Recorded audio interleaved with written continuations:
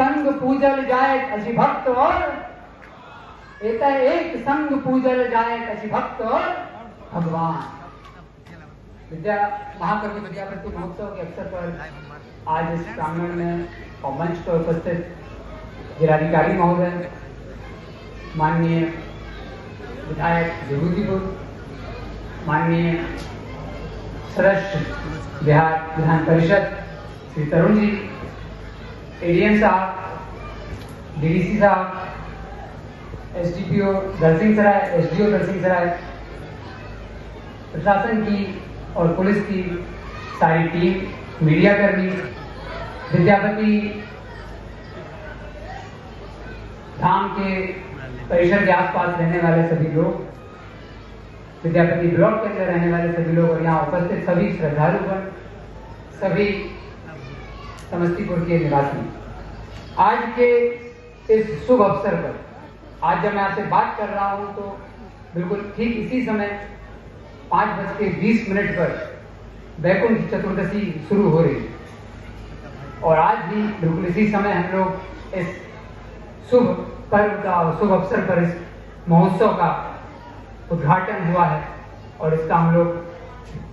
पूरे 3 दिन तक इस कार्यक्रम को मनाने के लिए महाकवि विद्यापति और उनकी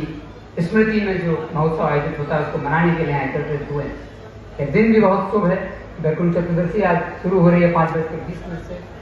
और इस समय हम सब लोग यहाँ उपस्थित हुए हैं। इस आयोजन की सबसे महत्वपूर्ण बात जो है कि महाकवि विद्यापति का पूरा जीवन परिचय और उनके जीवन का जो दर्शन था उसको अगर हम समझें तो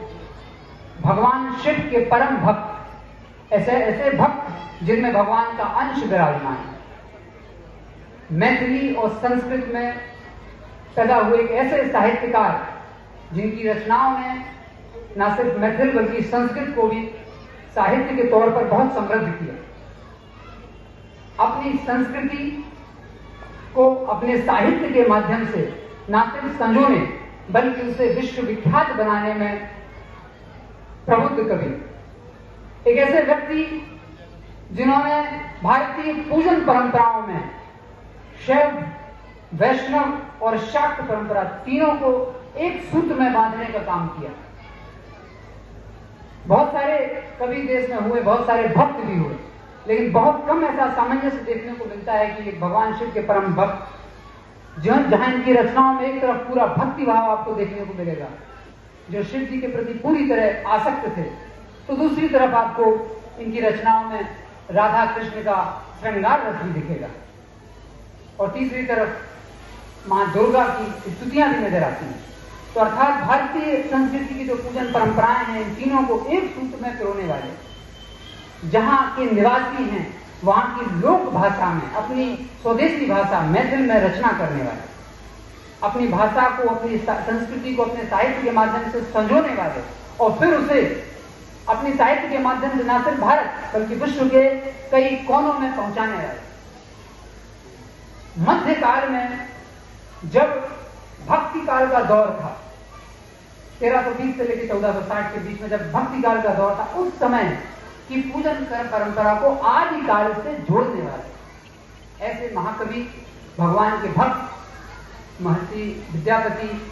मैथिला कोकिल का हम लोग महोत्सव यहाँ मना रहे हैं। इनके जीवन से यहाँ उपस्थित सभी लोगों को, सभी समस्तीपुर के वासियों को, मिथिला क्षेत्र के सभी लोगों को, बिहार के सभी लोगों को, हम लोगों को, युवाओं को बहुत सारी प्रेरणाएं, जब इनका जीवन आप एक झलक में देखेंगे तो बहुत सारी प्रेरणाएं लेने को मिलती है। एक ऐसा उदाहरण,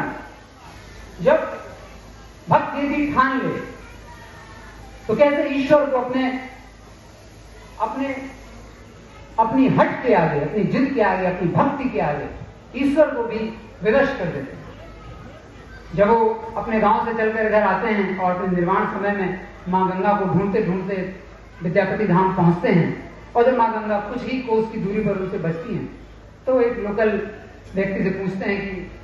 अब मां गंगा कितनी दूर है, तो उनको उस समय का दिया हुआ जवाब, जो उत्तर है, वो उत्तर बहुत दार्शनिक है, उससे बहुत कुछ सीखने को मिलता है। वो कहते हैं कि जब मैं ईश्वर के लिए इतना कर सकता हूं, मां गंगा के दूर तक चल के आ सकता हूं, तो क्या माँ गंगा थोड़ी दूर मेरे लिए नहीं आ सकते? और उसी समय, इसी के बाद एक धारा माँ गंगा की उनके पास चलने को आती है। इसका अर्थ यह है कि ईश्वर उन्हीं की मदद करता है जो खुद की मदद करते, जो स्वयं की मदद करते। लगातार आप अपने उन्नयन, अपने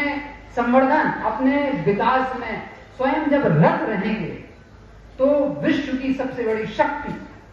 जगत को संचालित करने वाली शक्ति, वो मां गंगा जिनके पानी से हम सब लोग अपना जीवन यापन कर रहे हैं, वो भी आपकी आराधना को मानने के लिए, आपकी बात को स्वीकार करने के लिए विवश होकर के और आपका मन आपकी बात को रखने के लिए अपने भक्त के प्रति समर्पित हो जाए। तो अर्थात भक्ति भाव का जो गहराई है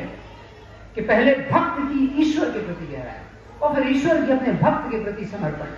जो उगना के रूप में महादेव जब उनके साथ रहते हैं वर्षों तक और शर्त पर रहते हैं कि देखिए शक्ति आपके साथ कभी भी हो, कितने भी शक्तिशाली आप हो सकते हैं, लेकिन शक्ति का सामूहिक प्रदर्शन नहीं करना ही भगवान हो जाए। इनके साथ महाकवि विद्यापति के साथ महादेव उगना के रूप में वर्षों तक रहते हैं, लेकिन शर्त क्या थी? चुनौती ये थी कि उनका रूप नहीं सामने आना चाहिए, किसी को बताएंगे नहीं। अर्थात अपनी शक्ति आपने जो भी अर्जित किया है उसका खुलेआम प्रदर्शन करना समाज में। बहुत बड़ी बड़ी गहराई, बहुत बड़ी बड़ी सीख इनके पूरे जीवन से हमको मिलती है कि उस शक्ति का जो आपने अर्जित किया है उसका खुलेआम प्रदर्शन करना, उसका दंभ लेकर चलना, यह उचित नहीं है, यह उचित नहीं है। ये हम लोगों को इनके जीवन से प्रेरणा है कि अगर आपने ठान लिया है कि ये काम मुझे करना है, इसमें मुझे विजय पानी है, तो अब ईश्वर से आपकी परीक्षा लेंगे कि आप अपने मन में, अंतर मन में जो आपका संकल्प है वो कितना गहरा है, उसकी गहराई क्या है, आपकी जिद क्या है, चाहे ईश्वर को पाने की हो, चाहे परीक्षाओं में सफलता की हो, चाहे जीवन में सफलता की हो, चाहे भौतिक जगत में सफलता की हो, चाहे आध्यात्मिक जगत में सफलता की हो। मैं व्यक्तिगत रूप से इनसे बहुत प्रभावित इसलिए हूं क्योंकि मुझे एक ब्रिज दिखता है कि कहां भक्ति, श्रृंगार और आध्यात्मिक जगत तीनों को एक ही दृष्टि से देखने वाला यदि कोई भक्त, कवि और सामाजिक पृष्ठभूमि को समझने वाला व्यक्ति यदि मैथिल क्षेत्र में कोई हुआ है तो मुझे लगता है वो महाकवि विद्यापति ही। अपने आसपास की दुनिया, अपना समाज, अपना लोकाचार, अपने संस्कार, इन सब को उन्होंने अपनी रचनाओं में समावेश किया। और ऐसा नहीं है कि श्रृंगार रस में, भक्ति भाव में जब वो रचना कर रहे हैं तो अपने लोकमानस से कटे हुए, उस समय भी वो सामान्य जीवन की चर्चा कर रहे होते, उसमें भी उनकी रचनाओं में आपको हास्य का पुट दिखेगा, अनुराग दिखेगा, विनोद दिखेगा, व्यंग्य दिखेगा। व्यंग्य के माध्यम से अपने ईश्वर की आराधना करते हैं और व्यंग्य के माध्यम से ईश्वर की आराधना करते हुए उन रचनाओं में समाज का प्रतिबिंब भी दिखाते हैं और समाज को आगे बढ़ने का एक रास्ता भी दिखाते हैं। यह बात भी महत्वपूर्ण है कि महाकवि विद्यापति जब अपनी रचनाओं में मैथिल संस्कृत में जब वो रचना कर रहे होते हैं तो वो रचनाएं उनके गुजर जाने के बाद भी, उनके जाने के बाद भी वर्षों तक सिर्फ बिहार में नहीं जबकि पूरे भारत में संस्कृत साहित्य को बहुत समृद्ध किया इनकी रचनाओं। और उन रचनाओं से जो भारतीय पूजन परंपराओं में कभी कई बार विरोधाभास देखने को मिलता था, उन विरोधाभासों को नकारते हुए उन्होंने जो ब्रिज बनाने का काम किया है, जो पुल बनाने का काम किया है, वो पूरे भारतीय राष्ट्र को अखंडित रखने में, भारतीय सांस्कृतिक चेतना को एक साथ रखने में बहुत महत्वपूर्ण है। अगर इनकी काव्यात्मक शैली पर हम लोग चर्चा करें तो कुछ काव्यात्मक शैलियों का मैंने अध्ययन किया था, बहुत गहराई है और मुझे लगता है कि अगर उस पर बात हो तो ये महोत्सव क्या कई ऐसी गोष्ठियां भी आयोजित होना चाहिए।